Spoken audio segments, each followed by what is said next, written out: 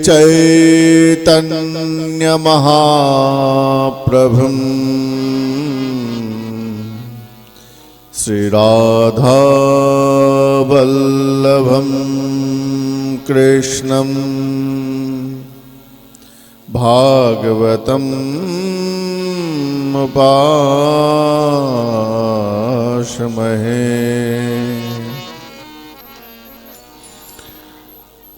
निगमकल्पतरुर्गलितं फलं सुखमुखादमृतद्रवसंयुतं पीबत भागवत रसमालयं मुहुरः रसिका भूविभावकाः।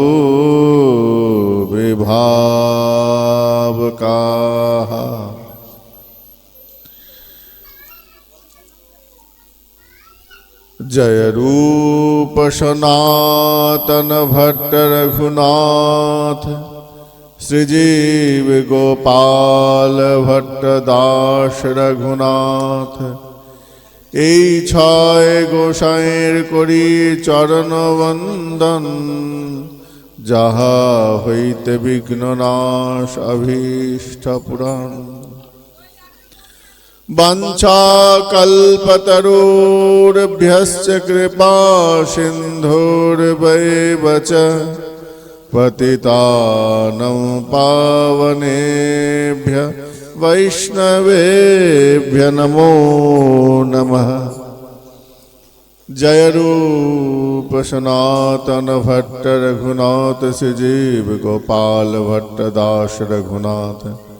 এই ছয় গোসাই করি চরণ বন্দন, যাহা হইতে বিঘ্ন নাশ অভীষ্ট পূরণ। हे कृष्ण करुणा सिंधु दीनबंधो जगतपते गोपेश गोपिका कांत राधाकांत नमस्तुते। हरे कृष्ण कृष्ण कृष्ण हरे हरे, हरे राम राम राम हरे हरे। जय जय श्री निताय गौर सतनाथ प्रमानंदे। हरि हरि बोल।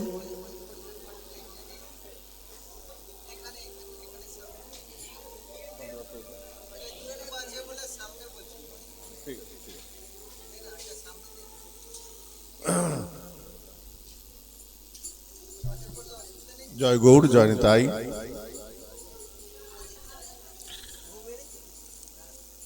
প্রতি বছরের ন্যায় এই বছরও আমার খুব আদরণীয় এক দাদা গুরুদাস দা, তার বাড়িতে প্রত্যেক বছরের ন্যায় এই বছরও হরিকথা এবং নাম সংকীর্তন আয়োজন করা হয়েছে। এই বাড়িটা আমাদের কাছে খুব প্রিয়, কেননা এখানে আমাদের অনেক আবদার, অনেক কিছু আমরা আবদার করতে পারি। এরকম কয়েকটা বাড়ি আছে যেই বাড়িগুলোতে আমরা আবদার করতে পারি, তার মধ্যে এটা একটা। এখানে প্রভুপাদ তিনকড়ি গোস্বামী এসেছেন, পরবর্তীকালে প্রভুপাদ বৃন্দাবন চন্দ্র গোস্বামী এসেছেন, পরে আমরা আসছি। এদের সঙ্গে আমাদের বহু দিনের যোগাযোগ, অনেক দিনের সম্পর্ক। হরিকথা আমরা প্রায় কয়েক বছর ধরে আমি আসছি, তার আগে বর্দা আসতো, মেজদাও এসেছে। তো পিতার উদ্দেশ্যে এই কাজটা সব ভাইয়েরা মিলে করে। এটা এখন বর্তমান সমাজে দেখা বড় বিরল। বাবা তো চলে গেছে বহুদিন, কিন্তু তার স্মৃতির উদ্দেশ্যে, তার মঙ্গল কামনায় তিনি যেখানেই থাকুক তিনি যেন মঙ্গল থাকেন, এই রকম ভাবনা একমাত্র আমাদের এই হিন্দু সংস্কৃতিতেই এখনো আছে। অন্য সংস্কারে গেলে তুমি এই জিনিসটা পাবে না। একটু আস্তে। অন্য জায়গায় গেলে, অন্য ধর্মে, অন্য মতবাদে তুমি যদি যাও, সেখানে তুমি এই জিনিসটা পাবে না। আমরা মোগল আমলে দেখেছি আওরঙ্গজেব যখন তার পিতাকে বন্দী করল, বন্দী করার পর যখন বন্দী করে কালকুঠিতে রেখেছে, তো তখন তার আরো 3 ভাইকে তো হত্যা করেছে। আমরা প্রত্যেকেই ইতিহাস পড়েছি, অল্প বেশি প্রত্যেকেই জানি। তা একটা ছোট্ট প্রসঙ্গ আছে। একদিন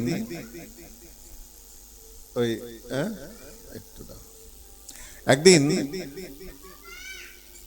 আওরঙ্গজেবের পিতা যখন কারাগারে বন্দী, তখন একজনকে প্রহরীকে বললো যে যাও আওরঙ্গজেবকে বলো আমার যে কলসিটা ওই জলটা শেষ হয়ে গেছে, তো তুমি আমাকে আমার ছেলেকে গিয়ে বলো আমার জন্য যেন একটু জলের ব্যবস্থা করে। প্রহরীরা আওরঙ্গজেবকে খবরটা কানে দিলেন। আওরঙ্গজেব এসেছেন, এসে ওই যে মাটির কলসিটা ছিল ঘড়াটা লাথি মেরে ভেঙে দেয়। বাবা তখন বলছে কিরে তুই ঘড়াটা ভেঙে দিলি? তো বলছে তোমার জন্য এত জল ব্যবহার অপচয় করা যাবে না। এই কলসি কলসি জল, এত জল, বুড়ো বয়স হয়েছে আর জল, এত জল খাবে কেন? তোমার জন্য এই 1 গ্লাস জল দেয়া হলো। তখন আওরঙ্গজেব মনে মনে তখন হাসতে হাসতে বলছে, জানিস হিন্দুদের কোন কালে তার বাবা মারা গেছে, কোন কোন জন্মে তার বাবা মারা গেছে, তার দাদু, তার দাদু, তার বাবা মারা গেছে, তাদের বংশের ছেলেরা এখনো ওই নদীতে গিয়ে, গঙ্গায় গিয়ে এখনো তাদের পিতৃপুরুষকে তর্পণ করে। বাবা মারা গেলে পরে তর্পণ করে, জল দেয়। হ্যাঁ, আর আমার কপাল দেখো, আমি জীবিত রয়েছি, আমাকে 1 গ্লাস জল দিতে গিয়ে আমার ছেলে বলছে যে তোমার জন্য এইটুকু বরাদ্দ। একটু বেশি জল চেয়েছিলাম। তা তোর থেকে তো হিন্দুরা অনেক ভালো, জীবিত অবস্থায় আমি জল পাচ্ছি না ছেলের কাছে চেয়ে, আর ওরা মৃত মৃত পিতাকে, মৃত দাদুকে, আত্মীয় পরিজনকে জল দেয়। শেষ জীবনে আওরঙ্গজেব এটা বলেছিল। এই আওরঙ্গজেবের পিতা শাহজাহান সম্ভবত, নাকি? বাবার হইল আবার জ্বর, সারবে ঔষধ। শাহজাহানের 4টে ছেলের মধ্যে অন্যতম।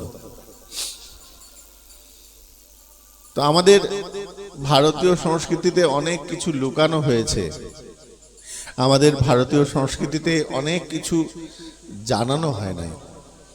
সেটা রাজনীতি হোক আর অরাজনীতি হোক, যাই হোক। আমরা শিবাজির বাবাকে জানি না, আমাদের দুর্ভাগ্য। রানা প্রতাপের বাবা জানি না, মেবারের রাজাদের নাম বলতে পারবো না, কিন্তু তাদের নাম আমাদের কণ্ঠস্থ আছে। এটা আমাদের শেখানো হয় না। আমাদের সংস্কৃতিতে কি করা হয় জানো? পিতাকে পিতা স্বর্গ, পিতা ধর্ম, পিতাহি পরমন্তপ, পিতরি প্রতিমাপন্নে প্রিয়ন্তে সর্বদেবতা। আমরা ভগবানের কথা তো অনেক শুনি, কিন্তু আমাদের যে ভারতীয় সংস্কৃতি, আমাদের যে সনাতন সংস্কৃতি, আমাদের যে হিন্দু সংস্কার, যারা না বুঝেছে তারা আবল তাবল বলবে। কত সায়েন্টিফিক, কত কত উন্নত চিন্তাধারা,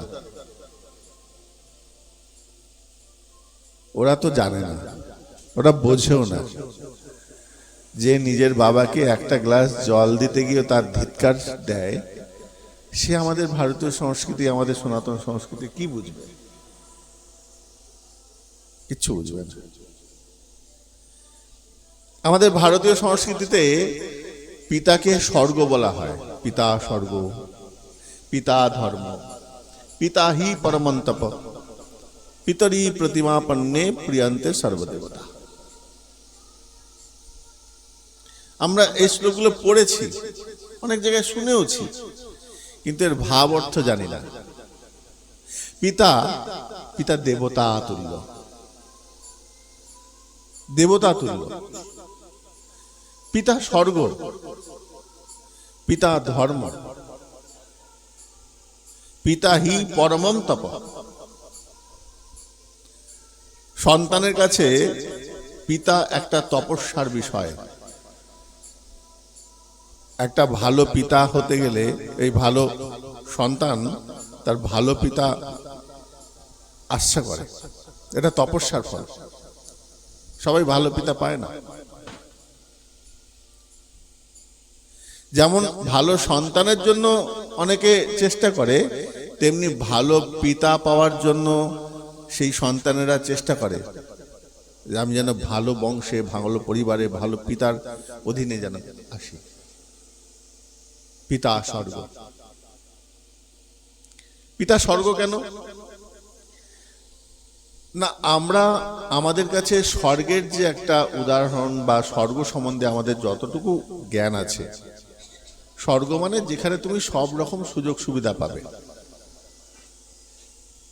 যা চাইবে তাই পাবে, যেটা মনে মনে ভাববে সেটা স্বর্গ তোমাকে দেবে। এটা স্বর্গের বিশেষত্ব। তাই পিতা স্বর্গ। পিতার মধ্যে এই গুণটা কি আছে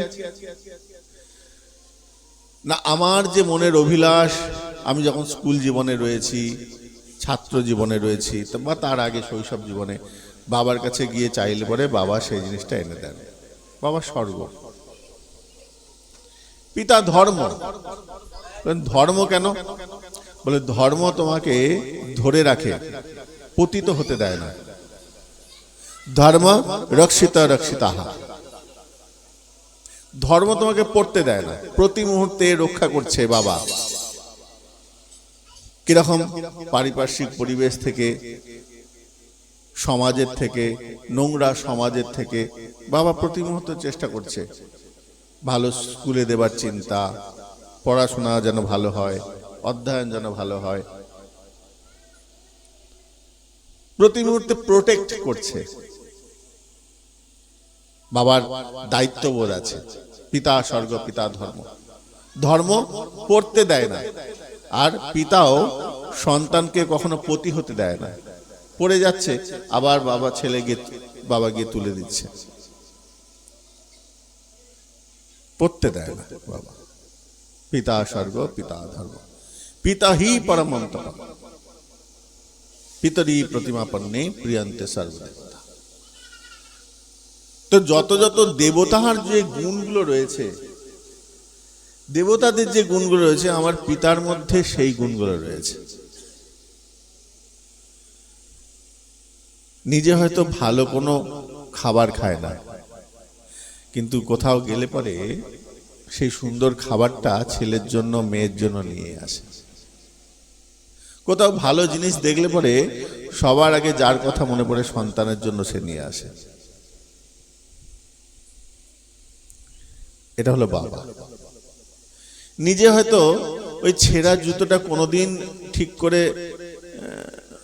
করেন, নতুন জুতো কেনার সুযোগ পায়নি বা কেনে নাই, কিন্তু ছেলের প্রত্যেক বছর, মেয়ের প্রত্যেক বছর নতুন নতুন জুতো আসছে। প্রত্যেক দুর্গাপূজায়, জন্মদিনে, কোন একটা বিশেষ অনুষ্ঠানে ছেলের জন্য, মেয়ের জন্য জুতো, জামা কাপড় আসছে। কিন্তু বাবার সেই ফাটা জামা, ছেঁড়া জুতো, সেই পরেই কাজে যায়।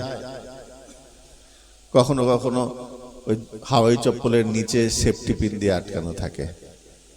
এটা বাবা। এটা বোধটা এসে যায় পিতার মধ্যে, সেই পিতৃত্ব বোধটা এসে যায়। যখন কোনো পুরুষ বাবা হয়, তখন তার সুখ আহ্লাদ বলে কিছু আর থাকে না। তখন পুত্র সুখটাই তার কাছে সব থেকে শ্রেষ্ঠ মনে হয়। তাই পিতা স্বর্গ, পিতা ধর্ম। দেবতা, দেবতার যে গুণগুলো রয়েছে, সেই গুণগুলো পিতার মধ্যে এসে যায়। পিতা স্বর্গ, পিতা ধর্ম। আমাদের ভারতীয় সংস্কৃতিতে এই জন্য বলছেন যে প্রণাম করছেন, পিতা স্বর্গ পিতা ধর্ম পিতা হি পরমান্তব পিতরি প্রতিমা পন্তে প্রিয়ন্তে সর্বদেবতা। আমরা সবাই সব থেকে শ্রেষ্ঠ পিতাকে ভালোবাসি। প্রিয়ন্তে সর্বদেবতা, সব দেবতার মধ্যে আমার পিতা অগ্রগণ্য। তাই আদ্য গুরু পিতা এবং মাতা। যখন মাতার সংজ্ঞা দিচ্ছে, মাতা যখন বিশ্লেষণ করছে, মাতা কেমন, আমাদের সনাতন সংস্কৃতি বলছে মা কেমন হবেন, বলছে জননী জন্মভূমিশ্চ স্বর্গাদপি গরীয়সী। মায়ের স্বভাবটা কেমন, পিতার স্বভাবটা আমরা দেখলাম, পিতা স্বর্গ পিতা ধর্ম। বলছে যে মা হচ্ছেন জননী, যিনি জননে ধারণ করেন তিনি জননী, জননে যিনি ধারণ করেন।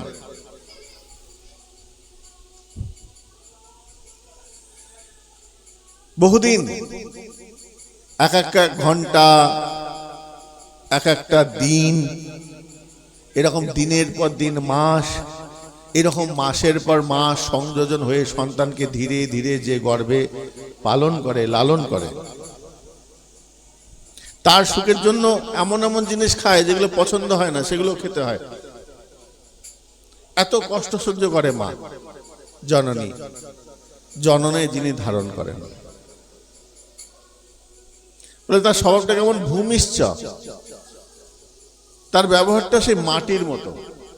মাটির কাজ কি জানো, মাটিতে পা দিয়ে মারাই, থুতু ফেলি, দুর্মুজ দিয়ে করছি, তার মধ্যে বড় বড় বিল্ডিং হচ্ছে, কিন্তু মাটি একবারের জন্য প্রতিবাদ করে না। জননী জন্মভূমিশ্চ, আমার মা কেমন না, ওই যে ভূমি যেমন রয়েছে ধরিত্রী মাতা, ওই ধরিত্রী মাতার মতন, সে প্রতিবাদ করে না, কিন্তু শুধু দিয়ে যায়, শুধু সন্তানকে দিয়ে যায়। জননী জন্মভূমিশ্চ স্বর্গাদপি গরীয়সী।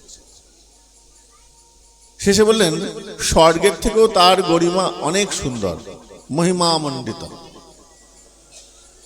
পিতাকে স্বর্গ বললেন, মাতাকে বললেন স্বর্গাদ অপি গরীয়সী, স্বর্গের থেকেও মায়ের সৌন্দর্য, মায়ের মহিমা আরো অনেক সুন্দর। কেন, তাহলে কি ছোট বড় করা হলো না, পিতাকে ছোট করা হলো না? বলে যিনি রচনা করছেন তার দৃষ্টিভঙ্গি দিয়ে যদি দেখো, তাহলে এখানে ছোট বড় লাগবে না। এটা কে করছে, যে একজন সন্তান তার মাকে এবং পিতাকে প্রণাম জানাচ্ছেন, সে যেরকম যেরকম দর্শন করছে সেই রকম সে মুখে বলছে, সেইটা রচনা করছে। তো মায়ের ক্ষেত্রে বললেন স্বর্গাদপি গরীয়সী, পিতা স্বর্গ, পিতা স্বর্গ, কিন্তু মা স্বর্গের থেকেও একটু বেশি, তার মহিমা, তার কৃপা অনেক বেশি। কিরকম না, দেখো আমরা স্বর্গ যখন যাই, স্বর্গের জন্য কি করতে হয় না, স্বর্গে যেতে গেলে তোমাকে পুণ্য অর্জন করতে হবে, তবে তুমি স্বর্গে যেতে পারবে। স্বর্গে গিয়ে এমনি এমনি তো হবে না, তোমাকে চাইতে হবে, তোমাকে চাইতে হবে না, যতক্ষণ না চাইবে ততক্ষণ পর্যন্ত স্বর্গ তোমাকে দেবে না, তাহলে তোমাকে চাইতে হবে। কিন্তু মায়ের বিশেষত্ব কি জানো, প্রথম কথা হলো তোমাকে কিচ্ছু করতে হবে না, তুমি চুপ করে গোমরা হয়ে চুপচাপ বসে থাকবে, মা বুঝে যাবে কিছু একটা দরকার। মা নিজে যেচে এসে বলবে কি দরকার, কি লাগবে বল, কি লাগবে তোর, মা নিজে এসে জিজ্ঞাসা করে। স্বর্গ কিন্তু এসে জিজ্ঞাসা করে না, যদিও দেবেন স্বর্গই, কিন্তু এই স্বর্গের থেকে এনে দেওয়াটা, যে কৃপাটা, যে করুণাটা, সেটা মা করে।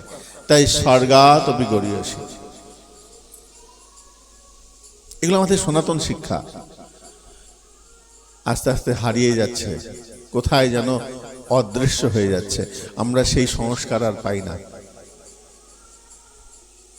এখন আমরা বাবা মাকে প্রণাম করতে ভুলে গেছি। আমার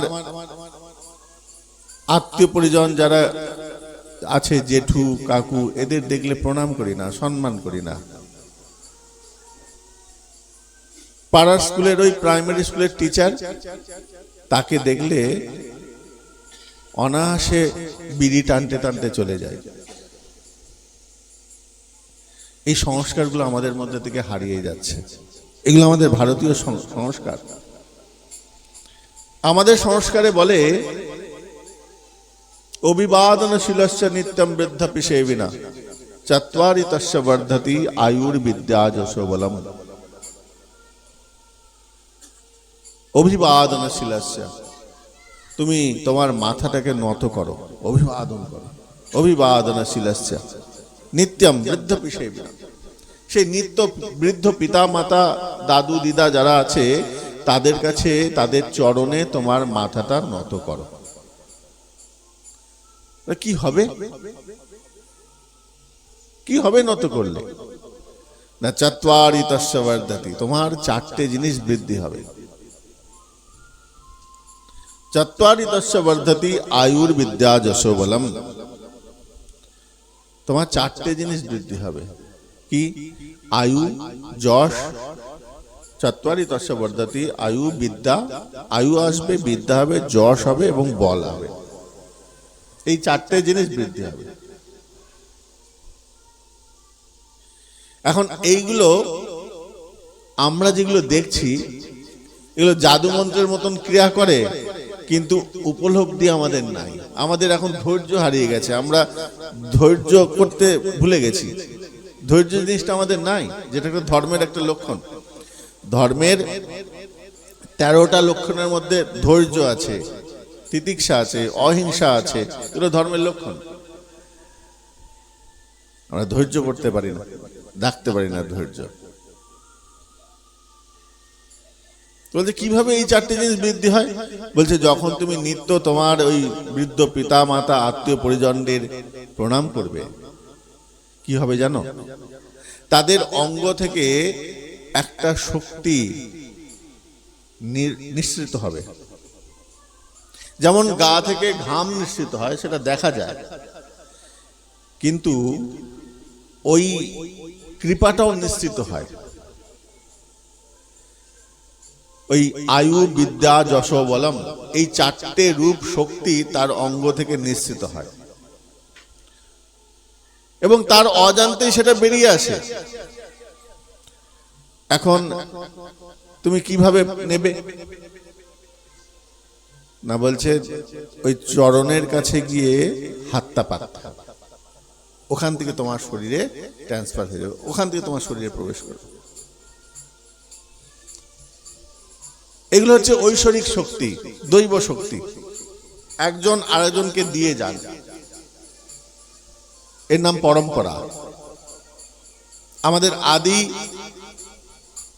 যে পরম্পরা রয়েছে, প্রণামটা আমাদের একটা অন্যতম পরম্পরা। প্রণাম করলে পরে অনেক অনেক সমস্যা থেকে সমাধান হওয়া যায়।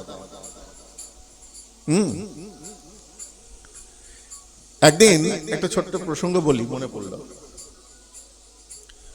আমাদের মার্কণ্ড পুরাণ আছে, দেখবে মার্কণ্ড পুরাণ। মার্কণ্ড একজন বড় ঋষি ছিলেন। তো মার্কণ্ড ছোটবেলায় তার ভীষণ এক দুরারোগ্য ব্যাধি হয়। এখন তার পিতার নাম ছিল মৃকণ্ড। তো মৃকণ্ড জানতো যে তার ছেলের ভয়ঙ্কর একটা ব্যাধি, খুব কম দিনের মধ্যেই তার মৃত্যু হবে। তো ছেলেকে তখন বলছে তাকে কোনো বাঁচানোর কোনো উপায় নেই, কোনো রকম উপায় নেই, কি করা যায়? তখন মৃকণ্ড সব গ্রন্থ আদি, তিনি তো পণ্ডিত ছিলেন, শাস্ত্রজ্ঞ ছিলেন, সব গ্রন্থ আদি অধ্যয়ন করে দেখলেন যে ছেলে আমার কোনোভাবেই বাঁচবে না, তবে যেটুকু বাঁচবে সেটুকু যেন সৎকর্ম করে। এখন সৎকর্মের মধ্যে সব থেকে ভালো কর্ম কি? সব থেকে ভালো কর্ম হচ্ছে প্রণাম। প্রণাম হচ্ছে এই যে আমরা যত যজ্ঞ আছে, হোম করি, হোম আছে না, হোম যজ্ঞ, এটা যেমন যজ্ঞ, পড়াশোনাটা একটা যজ্ঞ, অধ্যয়ন একটা যজ্ঞ, যে শিক্ষা লাভ করছি সেটা যজ্ঞ, এই যে হরিনাম হচ্ছে এটাও যজ্ঞ, কাউকে দান করছো সেটাও যজ্ঞ, এগুলো সব যজ্ঞের মধ্যে পড়ে। এখন তুমি যে প্রণাম করছো ওটা বৃথা যায় না, ওটাও যজ্ঞ, ওটাও জমা হচ্ছে, সঞ্চয় হচ্ছে, পূর্ণরূপে সঞ্চয় হবে। যত যত প্রণাম করবে তত তত পূর্ণরূপে সঞ্চয় হবে। তো আমাদের পূর্বপুরুষরা প্রণামের বিধি রেখে গেছে, তার তো কিছু তো উদ্দেশ্য রয়েছে, কিছু তো কারণ রয়েছে।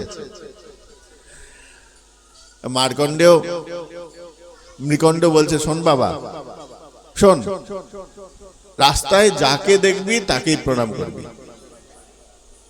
নির্বিচারে, কোনো বিচার করবি না, যাকে দেখবি তাকেই প্রণাম করবি। এখন আগেকার দিনের ছেলেরা বাধ্য ছিল, পিতামাতার বাধ্য সন্তান। বাধ্যের কথা বলতে গেলে সব থেকে বড় বাধ্য বা সন্তান হচ্ছে রামচন্দ্র। রামচন্দ্রের মতো বাধ্য সন্তান নাই। কিরকম বাধ্য ছিল, এত এত বাধ্য কেউ জানতো, মানে পাওয়া যাবে না, বিকল্প নাই।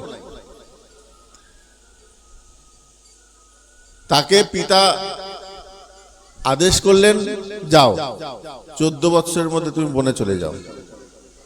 কোনো কথা নয়, কোনো অবজেকশন নয়, কোন রকম বাদ বিবাদ নয়, কেন পাঠাচ্ছ, কি জন্য পাঠাচ্ছ, ও তুমি বুঝি কই মায়ের কথা শুনে আমাকে পাঠাচ্ছ, কোনো কথা নয়।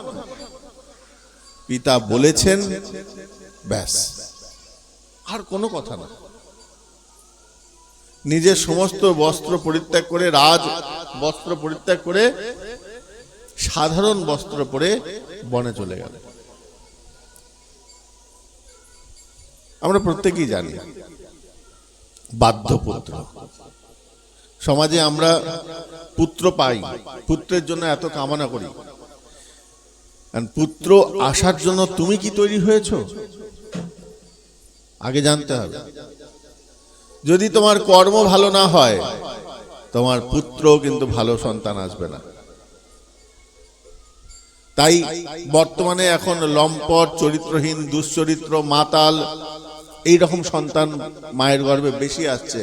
এখন আর মাতৃগর্ভে প্রহ্লাদ, ধ্রুব, গৌরাঙ্গ মহাপ্রভু, নিত্যানন্দ প্রভু, শ্রীকৃষ্ণ, বলরাম, রাম, এই রকম সন্তান আসে না। না রামকৃষ্ণ দেবের মতন সন্তান আসে, না বিবেকানন্দের মতো সন্তান আসছে না। কেন আসছে না? না মা তোমরা সেরকম আচরণ করো না। সচিমা, মা সচী মাতাকে বলছেন সচী গর্ভ সিন্ধু। মায়ের গর্ভটাকে, সচী দেবীর ওই গর্ভটাকে, এদিক দিয়ে আসো,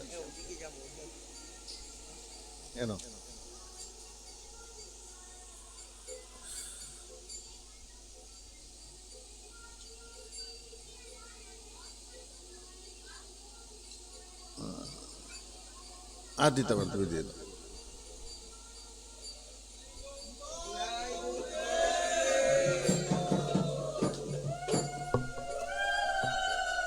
ঠিক আছে। তো যোগ্য গর্ভ নয়, গর্ভটা যোগ্য গর্ভ নয়। এমন গর্ভ যে গর্ভতে, যে মাতৃগর্ভকে ভগবান দেবতারা এসে প্রণাম জানাচ্ছেন, এমন মা আর পৃথিবীতে নেই। তাই সেই রকম যোগ্য সন্তানও আসছে না। পুত্র সেরকম হচ্ছে।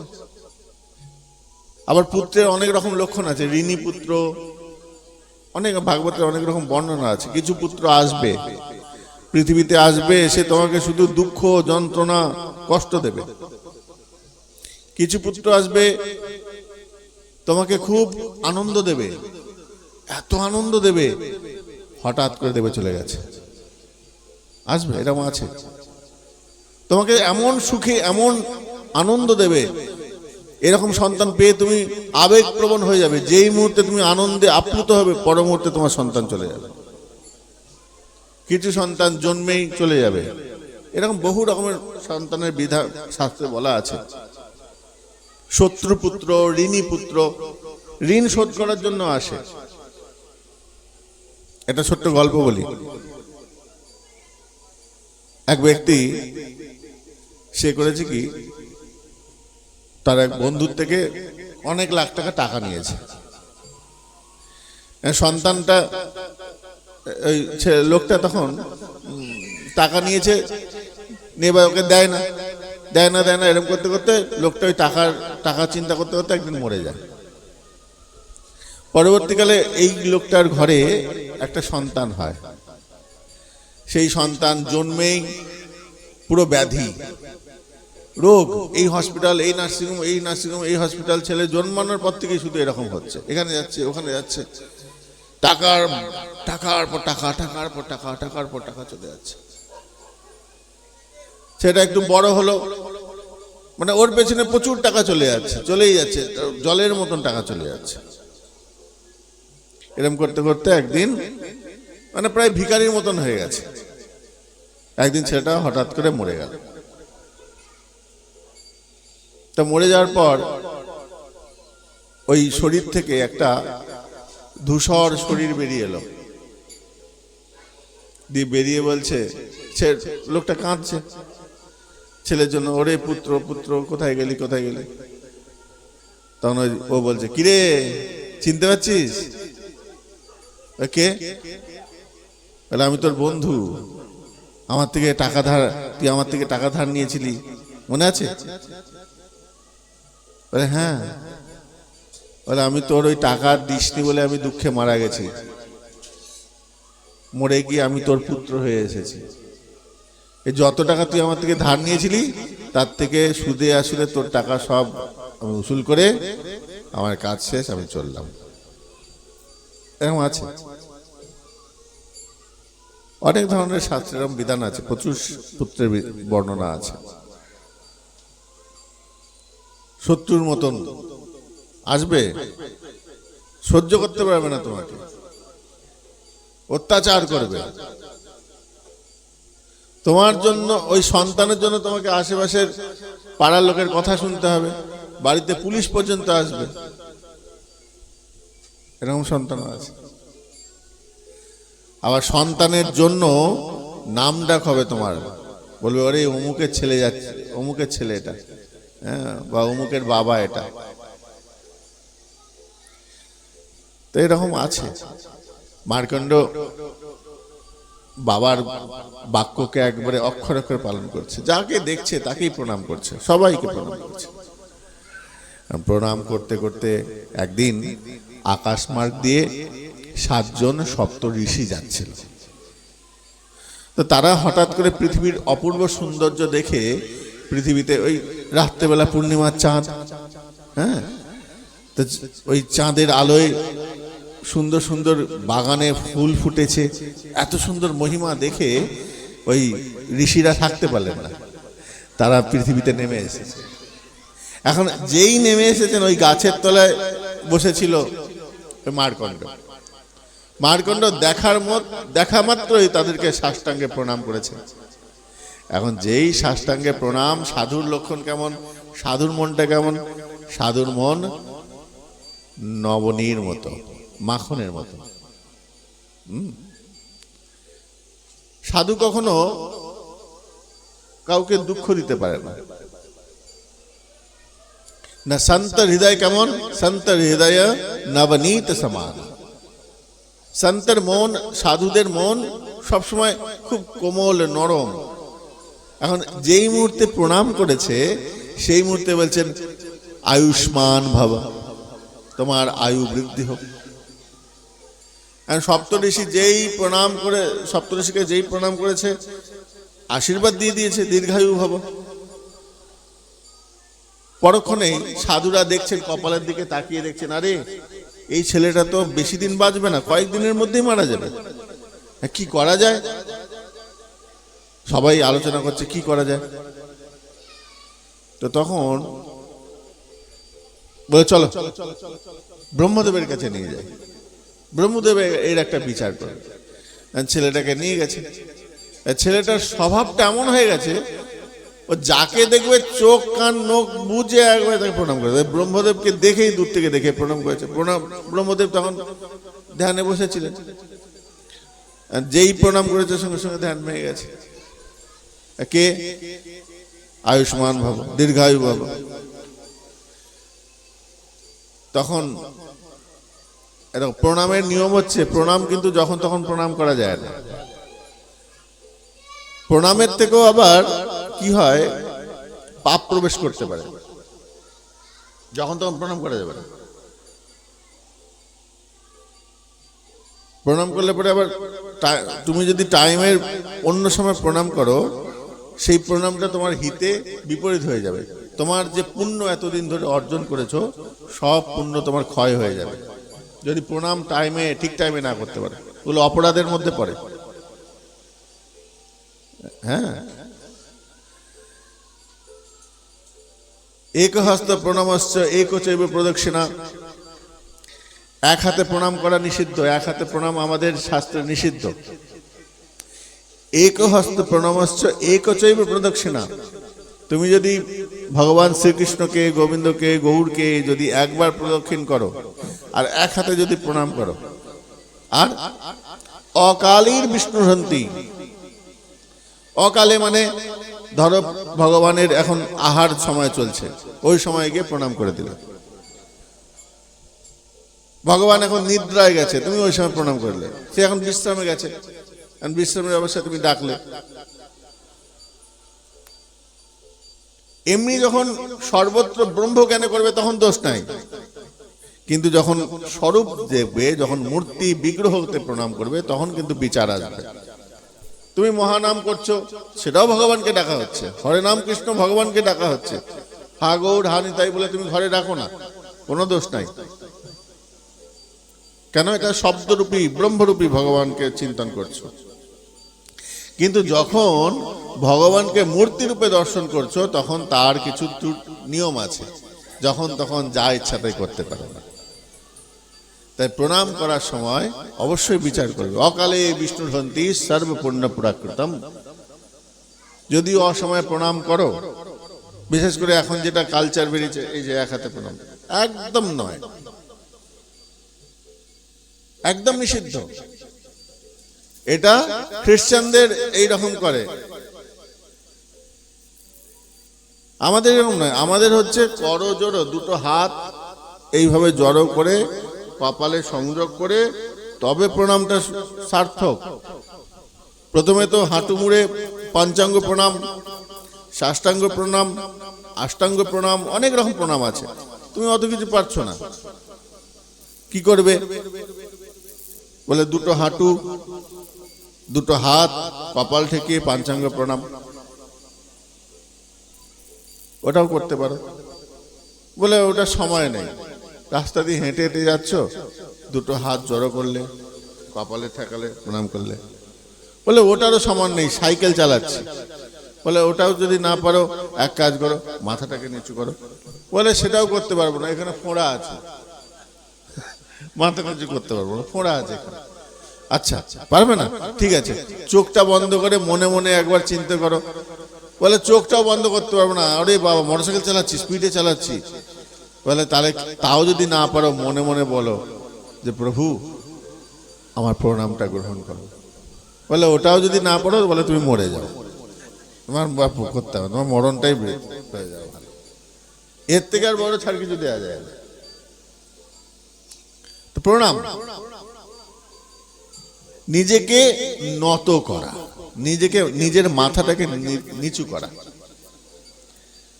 দেখবে পুরনো দিনের যত মন্দির আছে, এখনকার মন্দির না, পুরনো প্রাচীন যত মন্দির আছে, দেখবে মন্দিরের গর্ভগৃহে প্রবেশ করার মুখটা, গেটগুলো ছোট। বাবা কাল বৈশাখী তো গেটগুলো ছোট হয়। আসলে যখন তুমি গর্ভগৃহে যাচ্ছ, ভগবত দর্শনে যাচ্ছ, মাথাটা নিচু করে যেতে হয়। মাথা উঁচু করে মন্দিরে প্রবেশ করতে নেই, যেখানেই যাও মাথা নত করে। আর ব্রহ্মদেবকে দেখার পরেই প্রণাম করেছেন, প্রণামের মুহূর্তেই আশীর্বাদ করেছেন। আশীর্বাদ পাওয়ার পর ব্রহ্মদেব দেখছেন, আরে এই ছেলেটা তো বেশি দিন বাঁচবে না, কি করা যায়? ঋষিদের বলছেন, ওরে ঋষিগণ, তোমরা আমাকে এরকম বিপদে ফেললে, এই ছেলেটা তো কয়দিনের মধ্যে মারা যাবে। সবাই বলছে, প্রভু কি করব বলুন, আমরাও আপনার মতন ভুলে করে ফেলেছি। এই ছেলেটা এমন ভাবে প্রণাম করেছে, তাকে আশীর্বাদ দিয়ে ফেলেছি, আশীর্বাদ দেওয়ার পর দেখছি যে ছেলেটা বেশি দিন বাঁচবে না। ব্রহ্মা বলছে, ঠিক আছে, আমি তো বিধাতা, আমি জন্ম মৃত্যু কিভাবে হবে, কার কোথায় হবে, এই বিধান আমি করি, সৃষ্টি তত্ত্বের মধ্যে আমার দায়িত্ব রয়েছে। ঠিক আছে, আমি ওর আয়ু বর্ধিত করে দিলাম, আজও সে বর্ধিত রয়েছে। পৃথিবীতে এমন কয়েকজন রয়েছেন যারা অমর, তার মধ্যে ইনি। হনুমান যেমন রয়েছেন অমর, তেমনি মার্কণ্ড অমর আছেন কোথাও না কোথাও। তো প্রণামের বড় গুরুত্ব আছে। আমাদের সনাতন সংস্কৃতিতে এই প্রণামকে বড় প্রাধান্য দেয়া হয়েছে। প্রণাম করলে পরে তোমার সব দুঃখ ক্লেশ জ্বালা যন্ত্রণা সব দূরীভূত হয়ে যাবে।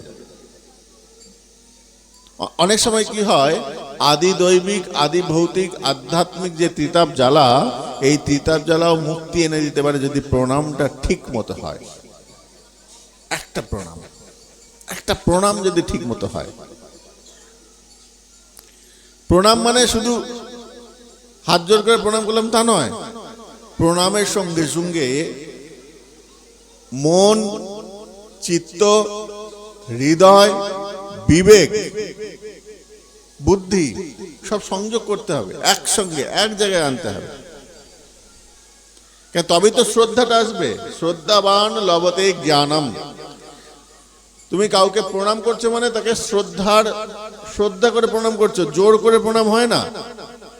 আর ক্রিয়াটা তখনই হবে যখন তুমি শ্রদ্ধা সহকারে করবে। অশ্রদ্ধায় কৃপা হয় না। শ্রদ্ধা। আজকে বর্তমান যুগে শিক্ষকরা ছাত্রের হাতে মার খাচ্ছে, তাই তাদের পড়াশোনার মানটাও সেরকম। আগেকার শিক্ষকরা মারতেন, এখনকার শিক্ষকদের তো মারার অধিকার নাই, বকারও অধিকার নাই, উল্টে ছাত্ররা শিক্ষককে শাসন করে। তাই আমাদের শিক্ষার মানও ধীরে ধীরে ডাউনের দিকে যাচ্ছে। পশ্চিমবঙ্গ থেকে কোনো বড় সায়েন্টিস্ট যাচ্ছে না, পশ্চিমবঙ্গ থেকে বড় কোনো ইঞ্জিনিয়ার যাচ্ছে না, খুব রেয়ার, দু একটা হাতে গোনা। কেন যাচ্ছে না? না শিক্ষকের মর্যাদা দিতে জানে না। বর্তমান যে জেনারেশন, বর্তমান যে ছাত্ররা হচ্ছে, তারা মর্যাদা দিতে জানে না। তারা প্রণামই শিখে নিত, বাবা মা শেখায়নি। মা সকালবেলা নাইটি করে ঘুরঘুর করছে, নিজের এমন পোশাক যে মাকে দেখে শ্রদ্ধা হবে, সেই শ্রদ্ধাটাও হারিয়ে যাচ্ছে সন্তানদের। ভারতীয় সংস্কৃতির পোশাক পরে একটা ছেলে বড় হচ্ছে, তার মাতৃত্বের স্বরূপটাই আস্তে আস্তে নষ্ট হয়ে যাচ্ছে। আমরা মায়েরা নিজেরা নষ্ট করে দিচ্ছি সন্তানের সেই অভিলাষটাকে। মাকে দেখলে তো প্রণাম করার ইচ্ছা জাগবে, কিন্তু এখনকার মাকে দেখলে পরে সত্যি প্রণাম শ্রদ্ধাই আসে না। কি হলো? চিপা লেগেছে?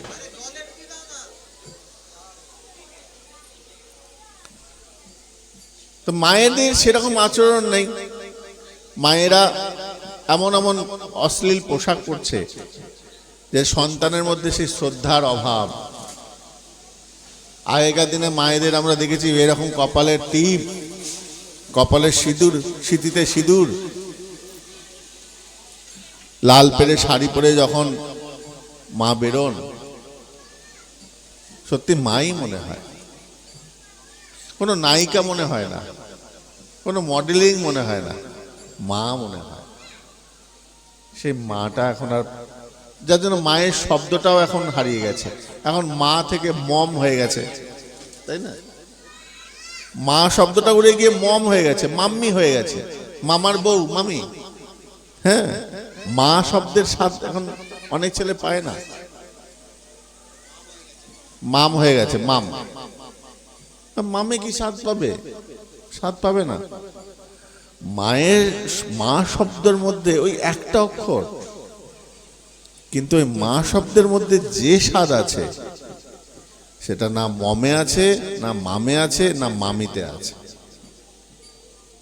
তাই এখনকার ছেলেরা সে মাতৃত্বের স্বাদই জানে না, মা শব্দের সঙ্গে তারা অবগতই নয়। মা মানে মাই বোঝায়, মা মানে অন্য কিছু বোঝায় না। আমরা যখন মা শব্দটা প্রয়োগ করি, চোখ বন্ধ করলে মা দুর্গার ছবি চলে আসবে, মায়ের মধ্যে মা দুর্গাকে দেখতে পাবো, দুর্গার মধ্যে মাকে দেখতে পাবো। এই উপলব্ধিটাই আমাদের হারিয়ে গেছে। মাতৃত্বের স্বাদ আমরা হারিয়ে ফেলেছি। প্রণাম, মায়েরা প্রণাম করা শেখায় না,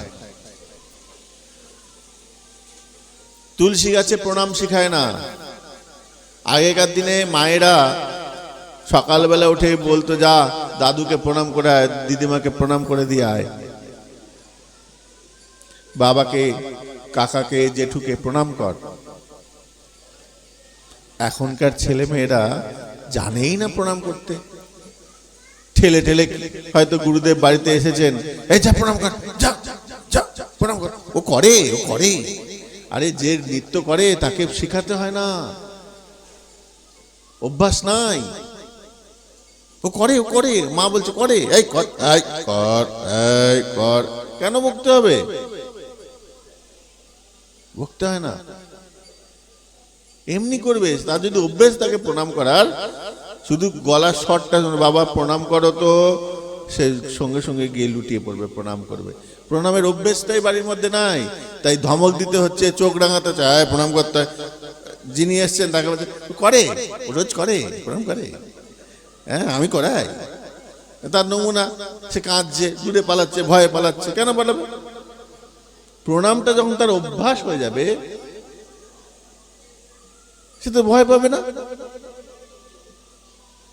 তার মানে তার অভ্যাস নাই, প্রণাম করতে জানে না সে, তাই এই দশা। প্রণাম করতে শিখাই না আমরা সন্তানদের মধ্যে। আমরা আমাদের আগে, তুমি ভগবত দর্শন অনেক দূরের কথা, আগে ন্যূনতম জিনিসগুলো শেখো। পিতা মাতাকে প্রণাম করা, গুরুজনদের প্রণাম করা। প্রণাম কেন করব? তুলসী মন্দিরে কেন জল দেবো? তুলসী মন্দিরে কেন প্রণাম করব? এগুলো প্রাথমিক শিক্ষা, শিষ্টাচার, এগুলো শিক্ষাচার। এই সংস্কার তো আস্তে আস্তে হারিয়ে যাচ্ছে। মাও মোবাইল নিয়ে বসে আছে, ছেলেও মোবাইল নিয়ে বসে আছে, চলছে। আমাদের আগামী প্রজন্ম ভয়ঙ্কর দিকে যাচ্ছে। দিন দিন যা পরিস্থিতি আসছে, যার জন্য নিজের সংস্কার সম্বন্ধে বলতে পারে না। বড় হয়ে মেয়েটা একটা অন্য বিধর্মীর সঙ্গে প্রেম করছে, প্রেম করে অন্য মেয়ে, অন্য একটা জাতির সঙ্গে, সে বলতে পারছে না। তাকে যখন বলা হচ্ছে যে তোমার ধর্মের সম্বন্ধে, তোমার ধর্মের ভালো কি আছে, সে বলতে পারছে না। যদি বলা হয় মা কালী উলঙ্গ কেন, সেই বলতে পারে না। আর গণেশের সুর কেন, বলতে পারে না। শিবের কেন হাতে ত্রিশূল, বলতে পারে না।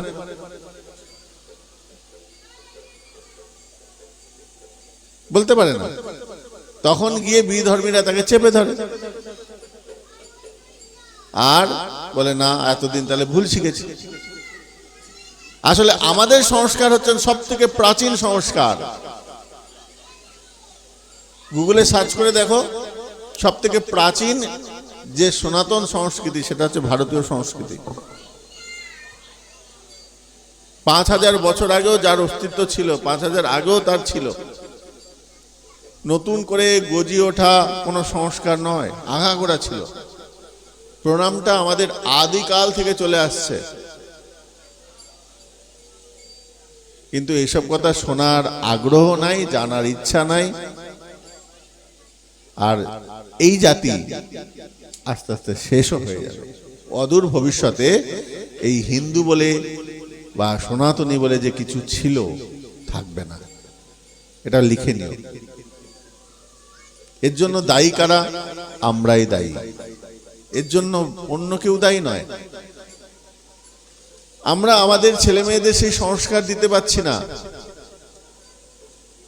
আমাদের সেই যোগ্যতা নেই। আমরা নিজেরাও আচরণ করি না, সন্তানদের মধ্যে সেই আচরণ দিতে পারছি না। প্রণাম কিভাবে করতে হয় তাই করতে পারি না। যদি বলা হয় যে সূর্যকে কয়বার প্রণাম করতে হয়, শিবকে কবার প্রণাম করতে হয়, দুর্গাকে কবার প্রণাম করতে হয়, এখানে যতগুলো মানুষ আছে তার মধ্যে হয়তো দু একজন বলতে পারবে, কিন্তু তাও আমার সন্দেহ আছে, তাও সন্দেহ আছে দু একজন বলতে পারবে কি পারবে না। এই হচ্ছে আমাদের সংস্কার। জানো কেউ জানো সূর্যকে কবার প্রণাম করে? কেউ হাত তোলো দেখি, বলো কবার? হ্যাঁ, সূর্যকে কবার প্রণাম করা যায়? হ্যাঁ, তোমার মাতা 7 বার, সূর্যের 7 বার।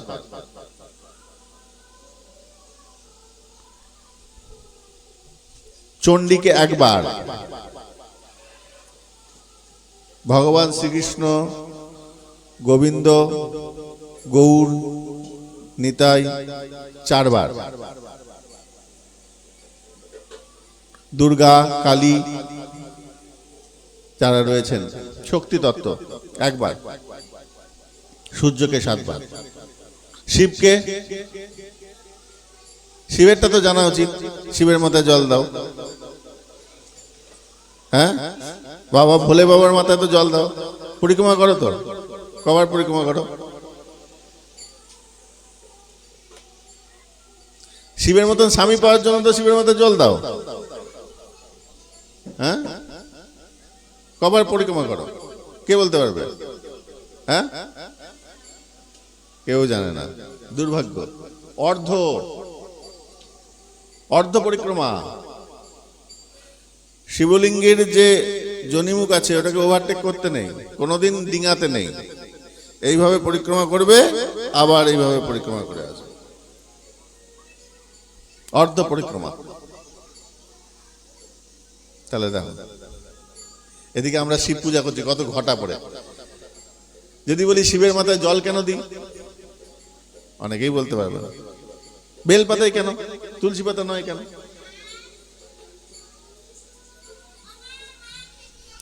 আকন্দ ফুল কেন? এত ফুল থাকতে আকন্দ ফুল কেন? আছে আমাদের শাস্ত্রের, প্রত্যেকের বিধান আছে, কোন ঠাকুর কিসের রুষ্ট হন। প্রত্যেকে যেহেতু তাদের আলাদা আলাদা অস্তিত্ব, যখন তুমি ব্রহ্ম চিন্তায় আসবে তখন শিব, দুর্গা, কালী সবার আস্তে আস্তে সবার এক স্বরূপে আসবে একটা জ্যোতি। আমাদেরও একমেব অদ্বিতীয়ম, তোমার যেমন এক ঈশ্বর, আমাদেরও এক ঈশ্বর, কিন্তু মানুষের চাহিদা অনুরূপ ভগবানের এরকম আবির্ভাব। একদিন এক সাধু বিদেশে গেছে, তো বিদেশে গিয়ে তো সাধুকে প্রশ্ন করছে, আচ্ছা আমাদের কি তাহলে ভগবান শুধু পুরুষদের, মেয়েদের জন্য নয়? বলে হ্যাঁ আছে, মা লক্ষ্মী আছে, মা দুর্গা আছে, মা পার্বতী আছেন। আচ্ছা, মা কি শুধু এই ওই দেবী যে মেয়ে যে দেবী, সে কি শুধু ফর্সা সুন্দরী হবে, স্বর্ণ মুকুট হবে? কারণ আফ্রিকার নিগ্রো মেয়েগুলো বলছে আমরা তো কালো কুচকুচে, তাহলে ভগবান কি আমাদের মতন হবেন না? বলে হ্যাঁ, তোমাদের মতন, তোমাদের পছন্দেরও ভগবান আছে। কে? বলে কেন, মা কালী, কোনো বস্ত্র নাই, আদিবাসী এলাকার মেয়ে। চুলটা ছাড়া, কোনো অলংকার নাই, গলায় মুন্ডমালা, কোমরে হাত। আচ্ছা, তাহলে পশুরা বলছে তাহলে আমাদের ভগবান থাকবে না? পশুদের জন্য ভগবান নৃসিংহ, ভগবান ভগবান গণেশ, ভগবান বরাহ, ভগবান হয়গ্রীব, ভগবান হনুমান। জলের যারা প্রাণী রয়েছে তারা বলছে আমাদের জন্য কোনো ভগবান থাকবে না? বলে হ্যাঁ, মৎস্য অবতার আছে, কুর্ম অবতার আছে। আকাশের যারা ভগবান, আকাশের প্রাণী যারা, তারা বলছে তাহলে আমাদের জন্য কোনো ভগবান? বলে গরুড়, তিনিও ভগবান। বলে হ্যাঁ, ভগবানের আনুষঙ্গিক তার শক্তি আছে, ভগবানকে পিঠে নিয়ে ঘুরে বেড়ায়, তারও পুজো হয়। যখন নারায়ণের পুজো হয় তার সঙ্গে সঙ্গে গরুড়ও পুজো হয়। হ্যাঁ, প্রত্যেকটা জীব, প্রত্যেকটা প্রাণী সবার জন্য আলাদা আলাদা। আমাদের সনাতন ধর্মের এটাই বিশেষত্ব, কেউ দুঃখী নয়, কাউকে দুঃখী কারোর জন্য নয়। যে যেমন, যে যথা মাম প্রপদ্যন্তে তাং তথৈব ভজাম্যহম। ভগবান বলছেন গীতাতে, যে আমাকে যেমন ভাবে ভজবে আমি তার কাছে ঠিক তেমন ভাবেই দেখা দেব। এখন যদি গরিব একটা ছেলে, আমার কিচ্ছু নাই, আমার তো সামর্থ্য নাই, ভগবান শ্রী গোবিন্দ রূপে এলেন, যিনি মাধুর্যের ভগবান। তিনি অলংকার আদি পরেন না, হাতে শুধু একটা বাঁশি আর পাশে একটা লাঠি, গোপবেশ। ভগবানের বাল্যলীলায় যে স্বরূপটা দেখতে পাই, ভগবানের অঙ্গে কোনো অলংকার থাকে না, ফুলের অলংকার, পুঁথির অলংকার। একবার মা যশোদা গোবিন্দকে খুব সুন্দর করে অলংকার আদি পরিয়ে দিয়েছেন। যতবার মা পরিয়ে দেন ছিঁড়ে ছিঁড়ে ছুঁড়ে ফেলে দেন। তো ভগবান যখন এরকম ছিঁড়ে ছিঁড়ে ফেলছেন, তখন মা বলে, দূর, তোকে পরাবো না, তোকে পুঁতির মালা পরাবো, সাদা মালা পরাবো। যেই পড়েছে খিলখিল করে হাসছে। মহাজনগণ বলছেন, ও প্রভু, মা তো যত্ন করে তোমাকে এত সুন্দর করে পড়াচ্ছে, আর তুমি পড়ছো না? হ্যাঁ, মায়েরও তো ভালো লাগে। বলে মায়ের ভালো লাগে মানছি, কিন্তু যারা আমার সঙ্গে মেশে, যারা আমার সঙ্গে খেলে, যারা নিত্য আমাকে দেখা করতে আসে, তারা তো দীনহীন দরিদ্র, তাদের তো অত অর্থ সম্ভব নেই। তাই তাদের সঙ্গে মিশতে গেলে তাদের মতন করে মিশতে হবে। তাই গোবিন্দ আমার কি করলেন, বস্ত্র, যত মূল্যবান দ্রব্য সেগুলোকে তিনি পরিত্যাগ করলেন। অতি সাধারণ বস্ত্র পরতেন। যখন তিনি দ্বারকায় লীলায় গেলেন, তখন তার আলাদা স্বরূপ, তখন রাজ ঐশ্বর্য, স্বর্ণ অলংকার মণ্ডিত দ্বারকাধীশ, তখন তার আলাদা স্বরূপ। কিন্তু যতদিন বৃন্দাবনে ছিলেন গোবিন্দ, কখনোই স্বর্ণ অলংকার আভূষণ করতেন না। কেন না, তার সখারা সব গরিব। তারা যদি জানতে পারে যে কানাই অতি দরিদ্র, অনেক ধনী, তাহলে পরে তারা মিশবে না। গরিব ছেলেরা বড় লোকের ছেলেদের সঙ্গে মিশতে কুণ্ঠা বোধ করে। সে তো নামি দামি জিনিস খায়, দামি দামি পোশাক পরে, দামি দামি গাড়ি চড়ে, তার সঙ্গে তো আমি তালে তাল মিলাতে পারবো না। সমানে সমানে বন্ধুত্ব হয়, উঁচুতে নিচুতে বন্ধুত্ব। কোন সময় তাকে কথা বলে, তোর এটা নেই, দুঃখ লেগে যাবে। তোদের বাড়িতে এটা নেই, তোর বাড়িতে এসি নেই, হ্যাঁ, তোর বাড়িতে কুলার নেই, এই তোর বাড়িতে সাবান নেই, তুই ঘটি করে জল ঢালিস, ব্যাস দুঃখ লেগে যাবে ওই গরিব বন্ধুটার। তাই ভগবান বললেন, না, আমি তাদের সঙ্গে যখন মিশবো তাদের মতন করে মিশবো। এটা আমাদের সংস্কার, এটা আমাদের সংস্কার, ভগবান শিখিয়েছেন। অনেকে বলেন, তোমার ভগবান, তিনি যদি ভগবান হন তাহলে পরে ওই রকম কেন হবে? বলে তিনি স্বরূপটা নিয়েছেন, তাই তিনি কোনো অলৌকিক শক্তি আশ্রয় করবেন না। গৌরসুন্দর তাই যখন জগাই মাদাইকে উদ্ধার করবার জন্য সুদর্শনকে ডেকেছেন শ্রীমন মহাপ্রভু, নিতাই চাঁদ চরণটাকে জড়িয়ে ধরে বলছেন, প্রভু তুমি বলেছ, কথা দিয়েছ, রাম আদি অবতারে ক্রোধে নানা অস্ত্র ধরে করিলে সংহার, এবে অস্ত্র না ধরিব, প্রাণে কারে না মারিব, চিত্ত শুদ্ধি করিব সবার। তুমি তো কথা দিয়েছিলে, তুমি কাউকে প্রাণে মারবে না, তুমি অস্ত্র ধরবে না, কথা রক্ষা করো। তো কথা রক্ষা করার জন্য আমার প্রভু অস্ত্র ধরলেন না। ঠিক তেমনি যেমন যেমন ভক্ত যেমন যেমন অভিলাষ করেন, ভগবান তদ্রূপ তাকে প্রদান করেন।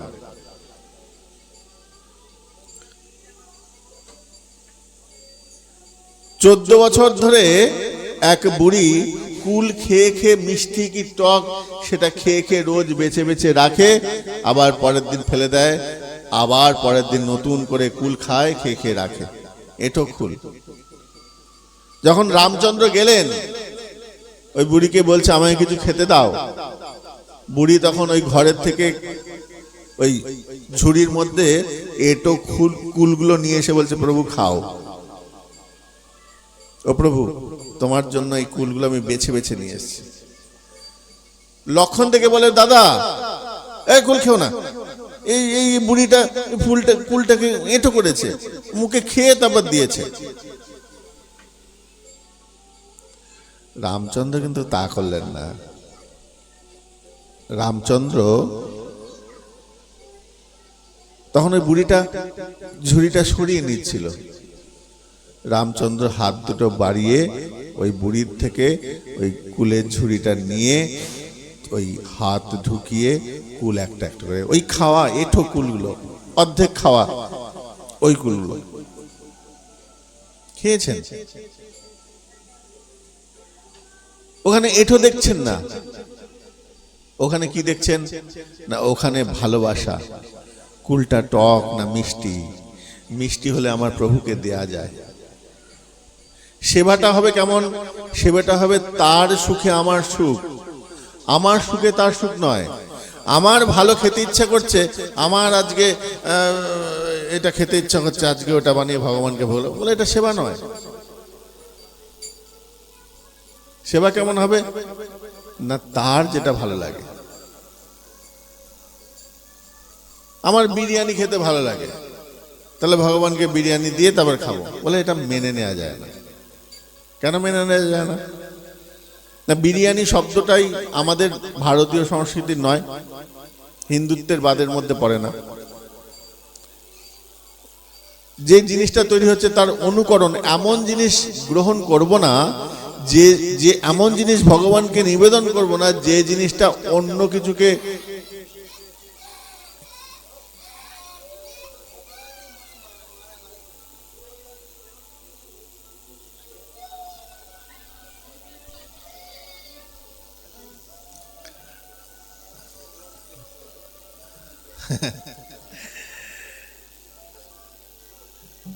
এমন কিছু গ্রহণ করব না, এমন কিছু ভগবানকে নিবেদন করব না যেটা নিষিদ্ধ বস্তু। কেন বলছি কথা না, সবার জন্য এটা নয়। যারা ভজন রাজ্যে প্রবেশ করে গেছেন, যারা গভীরে প্রবেশ করেছেন, সবার এই বোধ আসবেই না, এই উপলব্ধি আসবে না।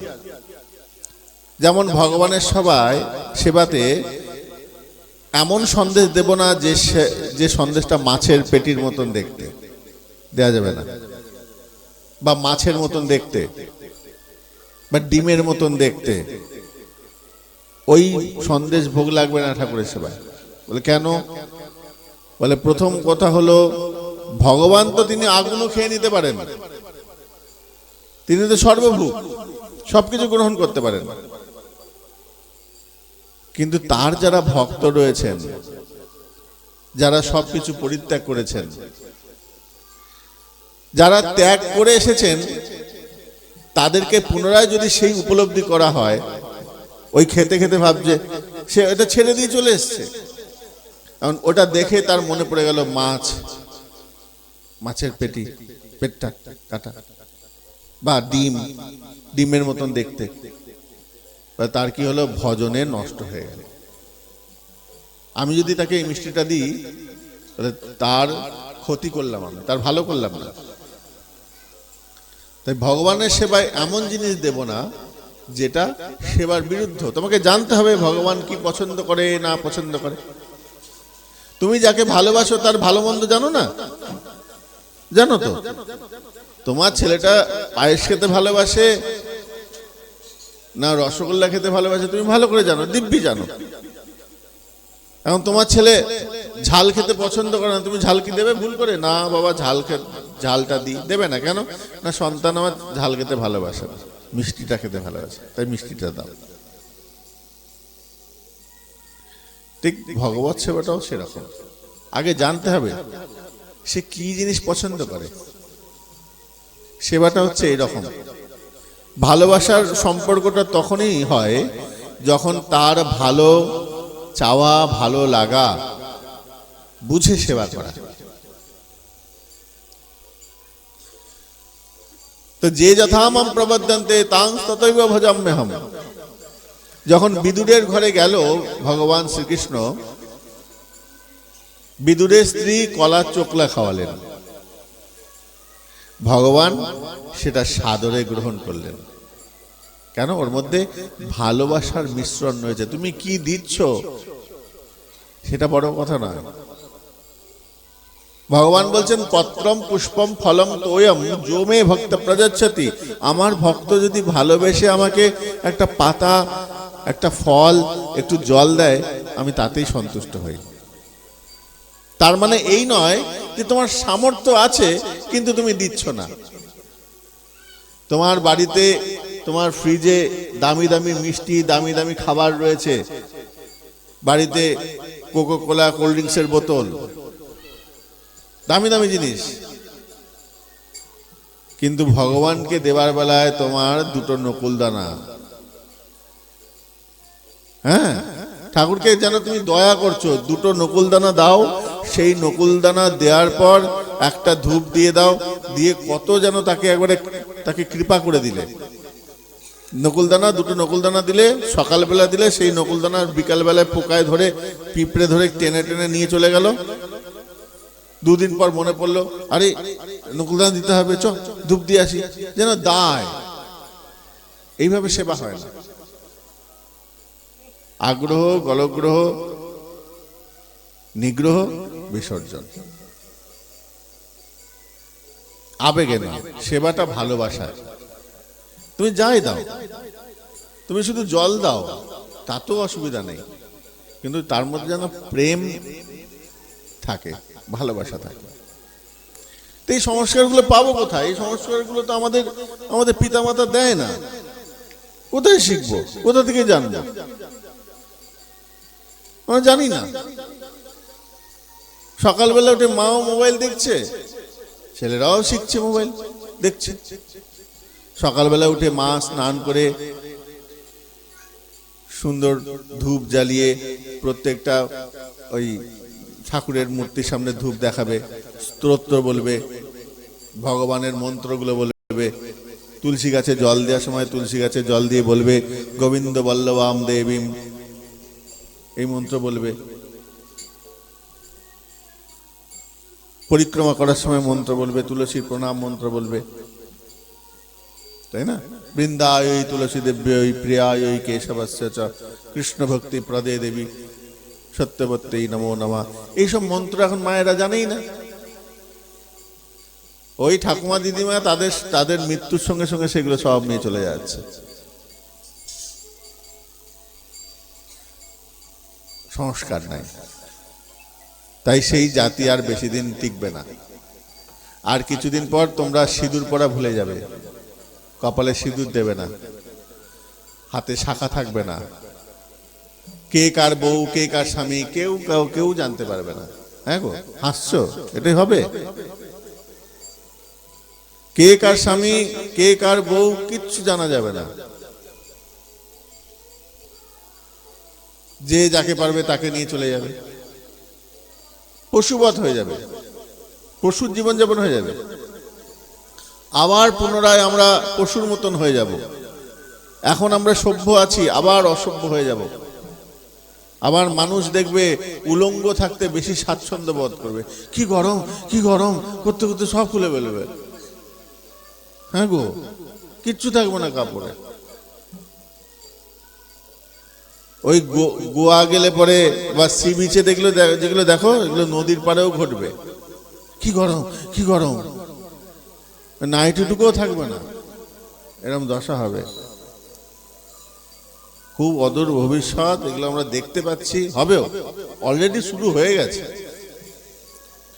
রিল বানানোর নামে যে কি পোশাক পরে কি নোংরামো করছে, গঙ্গার ঘাটে যাচ্ছে, নদীর ধারে যাচ্ছে, বয়স্ক বুড়োরা লজ্জায় মুখ লুকাবার জায়গা পায় না। এখন বউ, বিশেষ করে মেয়েদের থেকে বউরা যেন বেশি এগিয়ে এসছে এইদিকে। কি না দুটো টাকা পাবে মোবাইলে, কি না দুটো ফেসবুকে টাকা পাবে, সেই জন্য নাইটি পরে কি নোংরা নোংরা ভিডিও করে। সংস্কার, ছেলে মেয়েরাও শিখছে, সেই শিক্ষায় শিক্ষিত হচ্ছে। একদিন বিদেশ থেকে ফোন এসছে, বিদেশে ফোন গেছে দেশ থেকে, ফোনটা বাজছে, বাজতে বাজতে হঠাৎ করে ফোনটা রিসিভ করেছে। হ্যালো, কে বলছেন? এপার থেকে ফোনের এপার থেকে বলছে, বাবু তোর বাবা কালকে রাত্রে মারা গেছে। ছেলে বলে, আমি কি করব? না তুই খুব তাড়াতাড়ি চলে আয়। ছেলে বলে, মা তুমি হয়তো জানো না, আমি যেখানে রয়েছি সেখানে 7টা সমুদ্র অতিক্রম করে আমাকে ফিরতে হয়। আমি আমেরিকার একটা শহরে রয়েছি, এখান থেকে ভারতে যেতে গেলে আমাকে কতক্ষণ সময় লাগবে, কত খরচা। আমি যাব, আমার স্ত্রী যাবে, আমার বাচ্চা যাবে, প্লেনে যেতে হবে, অন্য কোনো পথ নাই, কত খরচা বাবু। না বাবু চলে আয়, তোর বাবা মারা গেছে। হ্যাঁ জানি, শুনেছি। তুমি এক কাজ করো মা, আমি তোমাকে অনলাইনে কিছু টাকা পাঠিয়ে দিচ্ছি, বাবার শ্রাদ্ধটা করে বাবার কাজটা, সৎকারটা করে দাও। মা বলে, কি বলছিস রে, তোর নিজের বাবা? হ্যাঁ আমি নিজেই বলছি, তুমি বাবার দাহ কাজ করে সৎ কাজ করে দাও, যা টাকা লাগে সব দেব। আর ভালো ব্রাহ্মণ দেখিয়ে তুমি পুজো করো, ওই কাজটা করো, শ্রাদ্ধ কাজটা করো। আর গ্রামের যত লোক আছে সবাইকে নিমন্ত্রণ করো, যা যা লাগে সব নিয়ে এসো, আমি এখান থেকে তোমার পেমেন্ট করে দেবো। ছেলেটা মা বলছে, বাবুরে ওটা তোর নিজের বাবা, তোর নিজের বাবা মৃত্যু দিবসে, মৃত্যুর দিনে তুই আসবি না বাবা? তোর কাছে কাজটাই বড় হলো, টাকা রোজগারটাই বড় হলো। ছেলেটা তখন কিছুক্ষণ থমকে গিয়ে বলছে, মা তোমার হয়তো মনে নেই, যেদিন দাদু মারা গেল সেদিন আমি বলছিলাম, মা আজকে স্কুলে যাব না, আজকে দাদুর দাহ কাজে যাই। তুমি সেদিন আমাকে বলেছিলে তোকে চাকরি পেতে হবে, বড় হতে হবে, এইখানে থাকলে হবে না, পড়াশোনা করতে হবে, জীবনে দাঁড়াতে হবে, রোজগার করতে হবে। তুমি সেদিন আমাকে দাদুর শেষ ক্রিয়াটা দেখতে দাও নাই।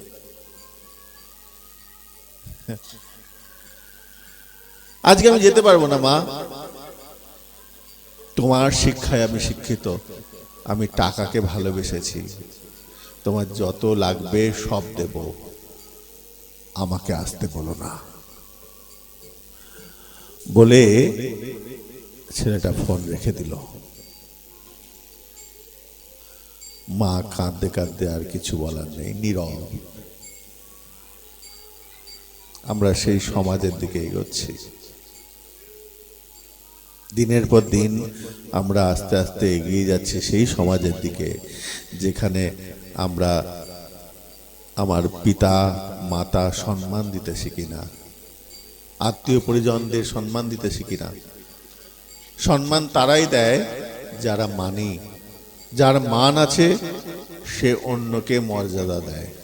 মর্যাদা মানে যার নিজের মর্যাদা আছে, সমাজে যার মর্যাদা আছে। ভগবান রামচন্দ্রকে মর্যাদা পুরুষোত্তম বলা হয়। যত পুরুষ তাদের মধ্যে উত্তম পুরুষ কেন না তিনি মর্যাদা পুরুষোত্তম। যার যেমন মর্যাদা তাকে সেই রকম মর্যাদা দিতেন। ওই কেবটকে দেখে তাকেও মর্যাদা দিয়েছিলেন। একটা কাঠবিড়ালিকেও মর্যাদা দিয়েছেন, তাই তিনি মর্যাদা পুরুষোত্তম। কাকে কখন কিভাবে মর্যাদা দিতে হয় সেটা যদি শিখতে হয় তাই রামচন্দ্রের কাছে শিখতে হবে। রামচন্দ্র হচ্ছেন আমাদের আরাধ্য। ভগবান রামচন্দ্র যা করেছেন আমাদের সেটা শিক্ষণীয় এবং করণীয়। কেন বলছি কথা না, ভগবান রামচন্দ্র আমাদেরকে শিখিয়েছেন সবাইকে সম্মান করতে হয়, মর্যাদা দিতে হয়। কিন্তু ভগবান শ্রীকৃষ্ণ যা করেছেন সেটা শিক্ষণীয় নয়, যা বলেছেন সেটা আমাদের করণীয়। কেন না, ভগবান শ্রীকৃষ্ণ তিনি, আমরা প্রত্যেকেই জানি, অসংখ্য রমণীর কাপড় চুরি করে গাছের ডালে বসেছিলেন। মেয়েগুলো উলঙ্গ বিবস্ত্র ছিল। আবার মেয়ে যখন রাসে নৃত্য করছেন অসংখ্য রমণীর সঙ্গে নৃত্য করছেন। আমরা দেখি যে একটা পুরুষ মানুষ অসংখ্য অসংখ্য রমণীর সঙ্গে নৃত্য করছে। ভগবান শ্রীকৃষ্ণের 16,108 জন রমণী ছিল। তাহলে তাকে কি ভগবান বলা যায়? লম্পট, দুশ্চরিত্র, নোংরা, ইতর, তাই না? তো তাকে কেন পুজবো? কেন তাকে পুজবো এটা আমরা অনেকেই জানি না। ওই যে ঘটনাগুলো ঘটেছিল তার কি অন্তর্নিহিত গিয়েছিলাম, আমরা ভেতরে প্রবেশ করেছিলাম? আমরা জানি বস্ত্রহরণ করেছে কৃষ্ণ। কেন করেছিল, কি জন্য করেছিল আমরা জানি। আর কখন করেছিল, তার বয়সটা কত? এটা 16-17 বছরের দামড়া ছেলে করে নাই। যে বয়সে ওই কাজটা করেছে সেই বয়সে বাচ্চাদের বৌদি আসে না, এটা বলে রাখি। প্রথম কথা, বস্ত্রহরণ কেন করেছিল? যারা করেছে তাদের শিক্ষা দেওয়ার জন্য। শিক্ষাটা কেমন না, বিবস্ত্র হয়ে কখনোই জলের মধ্যে ডুবে স্নান করতে নেই। বিবস্ত্র হয়ে, বিশেষ ক্ষেত্রে পুরুষ তো নিষিদ্ধ আছে, নারীদেরও নিষিদ্ধ আছে। বস্ত্র পরিধান করে জলে স্নান করা কর্তব্য। বিবস্ত্র করতেন, এটা শাস্ত্র বিরুদ্ধ। কেন? ওখানে যে জলের দেবতা রয়েছেন তারা রুষ্ট হন।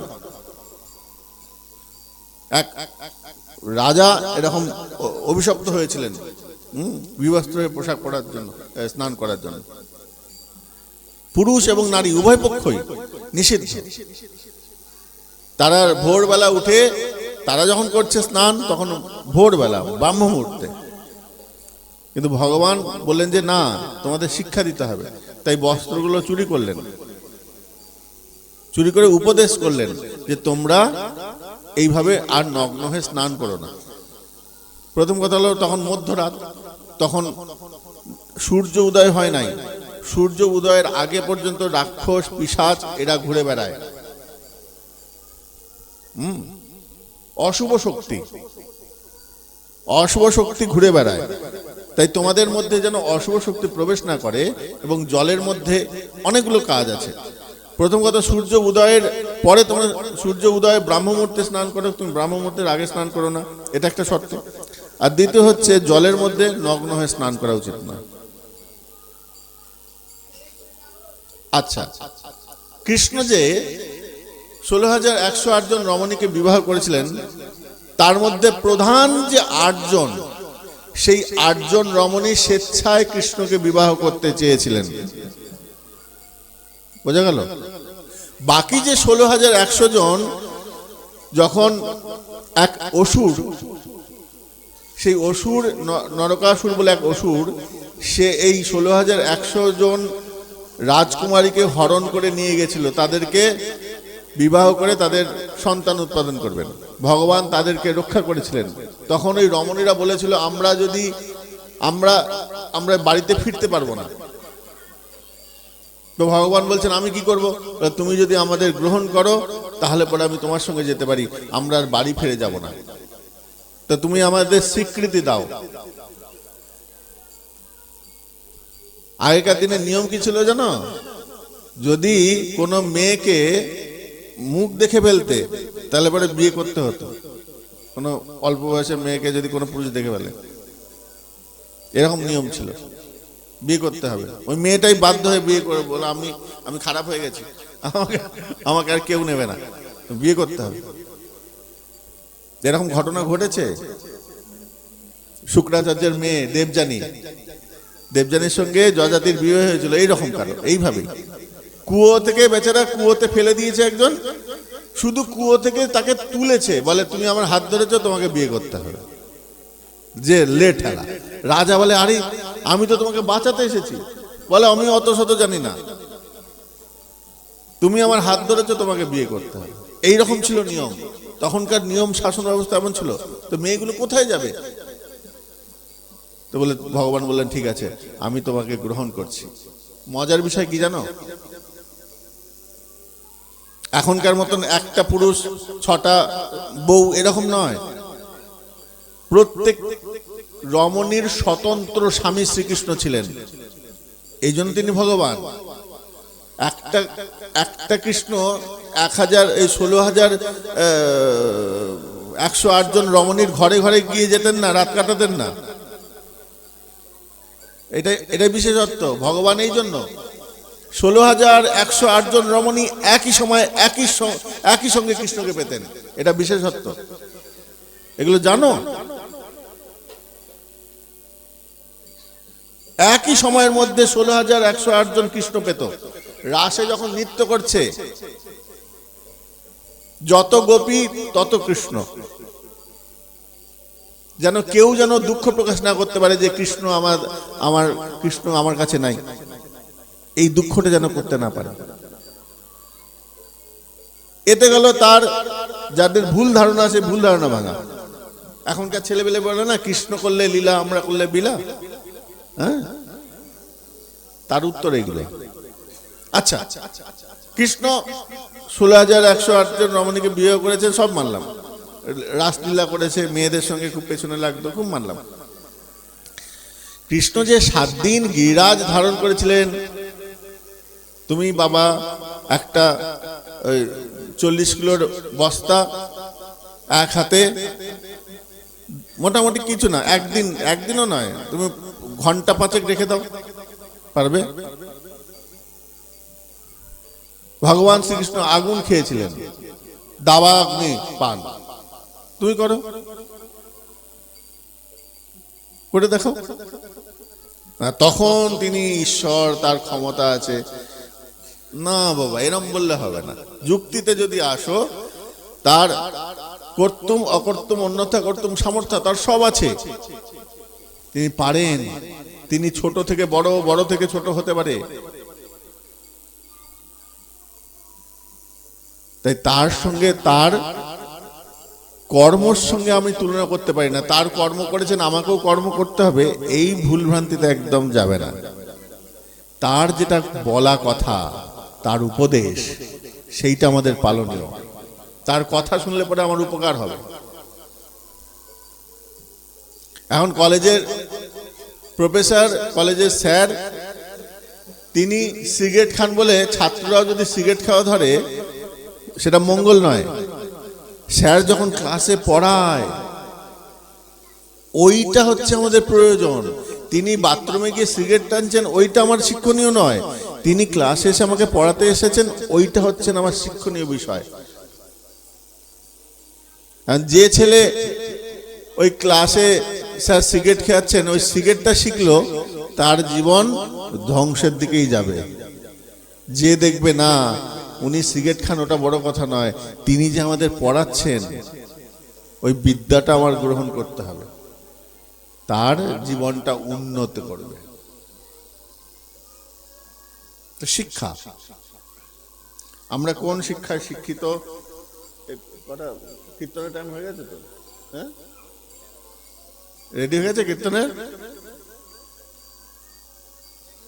রেডি হয়ে গেছে তো? বিশ্রাম দিয়ে দিই। হ্যাঁ, না না, এবার শুরু করে দাও। আচ্ছা, হ্যাঁ। তো আমরা দেখলাম যে আমাদের ভারতবর্ষের মাটি, আমাদের ভারতবর্ষের সংস্কৃতি যেখানে বলে যে পিতা স্বর্গ পিতা ধর্ম পিতা হি পরমন্তব পিতরি প্রতিমাপন্নে প্রিয়ন্তে সর্বদেবতা। আমাদের ভারতবর্ষের মাটিতে পিতৃদেব পিতৃব্য তাদের অনুষ্ঠান করা হয়, তাদের উদ্দেশ্যে আমরা অনুষ্ঠান করি। ব্রাহ্মণ সেবা করানো হয়, দরিদ্র সেবা করানো হয়, যার যেমন সামর্থ্য। ভগবানের পঞ্চতত্ত্বের ভোগ নিবেদন করে গ্রামের মানুষদের, আত্মীয় পরিজনদের খাওয়ানো হয়, প্রসাদ পাওয়ানো হয়। এগুলো আমাদের শিক্ষা, এগুলো কুল শিক্ষা। পিতামাতার অনুষ্ঠানে বিয়ার দিয়ে মদ খেয়ে কালচার নয় আমাদের, মদ খেয়ে পার্টি করা নয়। তাদের স্মৃতির উদ্দেশ্যে, তাদের মনে করে আমরা ভগবানকে ভোগ নিবেদন করি। সেই প্রসাদী ভোগ আমরা সবার মধ্যে বিতরণ করি, সবাই গ্রহণ। আমার যতটুকু সামর্থ্য ততটুকু আমার সবাইকে, আমার যতটুকু সামর্থ্য আমি ততটুকু মানুষকে নিমন্ত্রণ করে খাওয়াবো, হরি কথার ব্যবস্থা করব, কীর্তন কথা। তাহলে আমরা কি কি পাচ্ছি? ভগবানের প্রসাদ, এটাও একটা প্রসাদ, আর কথারূপ প্রসাদ। একটা মুখ দিয়ে যাচ্ছে, একটা কান দিয়ে যাচ্ছে, কর্ণদ্বার দিয়ে প্রবেশ করছে, ওটাও প্রসাদ। আর ভগবানের নিবেদিত তুলসী দিয়ে প্রসাদ, সেটাও আমাদের গ্রহণ করছি, আমরা মুখ দিয়ে যাচ্ছে। অন্তর পবিত্র করো, ওই প্রসাদ অন্তঃকরণকে পবিত্র করে। আর ভগবানের কথা কর্ণদ্বার দিয়ে প্রবেশ করে হৃদয়ের মধ্যে আমাদের উজ্জীবিত করে। আমরা প্রতিদিন নিজেকে শিখি, জানি, বুঝি, এটা আমাদের সংস্কার। অন্তত কিছু না পারো প্রণাম করাটা শেখাও, এটা আমার সবার কাছে অনুরোধ। আমি যেখানে যাই এই একটা কথাই বলি, অন্তত প্রণাম করাটা শেখাও। বাবা মাকে বলছি, করজোড়ে নিবেদন, তোমার সন্তানকে কিছু না, তুমি দাঁড়াবে, সকালবেলা উঠবে, উঠে ছেলেকে বলবে, নিজেকেই বলবে, বাবা প্রণাম করো, আমাকে প্রণাম করো, ওটা করো। মন্দিরে ঠাকুরকে প্রণাম করো, মাকে প্রণাম করাবে, মা নিজেই বলবে, বাবা আমাকে প্রণাম কর। মাকে বলবে, বাবাকে দেখি বলবে, বাবাকে প্রণাম করো। কাকুকে দেখি বলবে, কাকুকে প্রণাম করো। জেঠুকে দেখি বলবে, জেঠুকে প্রণাম করো। দাদুকে দেখে বলবে, দাদুকে প্রণাম করো। যেদিন এই প্রণামটা ঠিক ঠিক মতো হয়ে যাবে না, দেখবে তোমাকে আর বৃদ্ধাশ্রমে যেতে হচ্ছে না। আমাদের ভারতবর্ষে বৃদ্ধাশ্রমে এখন তৈরি হচ্ছে, কিন্তু আগে বৃদ্ধাশ্রম ছিল না। আমাদের ভারতবর্ষের মাটি, ভগবান যিনি, তিনি তার পিতার জুতো মাথায় করে নিয়ে যাচ্ছেন। ভগবান শ্রীকৃষ্ণ, জানো, পিতার জুতো মাথায় করে নিয়ে যাচ্ছেন। যখন ভগবান ইয়েতে চলে গেলেন, মথুরায় চলে গেলেন, তখন বসুদেব, নন্দ বাবা কাঁদছেন। উদ্ধব এসেছেন, তো উদ্ধব দেখা করতে এসছেন। তো বলছেন, উদ্ধব তুমি বলছো, কিন্তু এই কৃষ্ণই আমার জুতো পরে, জুতো মাথায় নিয়ে বহন করতো, কি করে ভাবি বলো তো। উদ্ধব বলছেন, এটা এই পুত্র আপনার পুত্র নয়, এ হচ্ছে জগৎ পিতা ভগবান। বলে, কি করে মানবো বলো, যে ছেলেটা আমার ওই জুতো মাথায় করে নিয়ে ছুটতো, তাকে কি করে ভগবান বলি। নন্দ মহারাজ কাঁদছেন। শোনো উদ্ধব, এতদিন ভাবতাম আমার ছেলে হারিয়েছে, তুমি যখন বললে যে ভগবান শ্রীকৃষ্ণ হচ্ছে না ভগবান জগৎপিতা, এখন আরো দুঃখ লাগছে যে আমি আমার ছেলে তো হারিয়েছি, আমি আমার ঘরের ভগবানকেও হারিয়েছি। এরকম অপূর্ব অপূর্ব কথা আছে গো, অপূর্ব সুন্দর প্রসঙ্গ। আজ আর নয়, আজকে এরপরে আমাদের কীর্তন হবে। আশিস ও কীর্তন করবে, ভারী সুন্দর কীর্তন করে, আমরা কীর্তন আস্বাদন করব, তার সঙ্গে সঙ্গে নিজের সংস্কারগুলোকে গ্রহণ করব।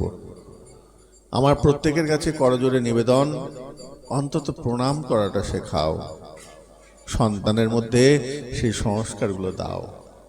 সনাতন সংস্কৃতিকে বাঁচিয়ে রাখার চেষ্টা করো, আস্তে আস্তে হারিয়ে যাচ্ছে। কোথায় খ্রিস্টান হয়ে যাচ্ছে, কেউ বৌদ্ধ হয়ে যাচ্ছে, কেউ মুসলিম হয়ে যাচ্ছে, কেউ ইহুদি হয়ে যাচ্ছে, কত কিছু হয়ে যাচ্ছে। হিন্দু থেকেই পরিবর্তন হচ্ছে।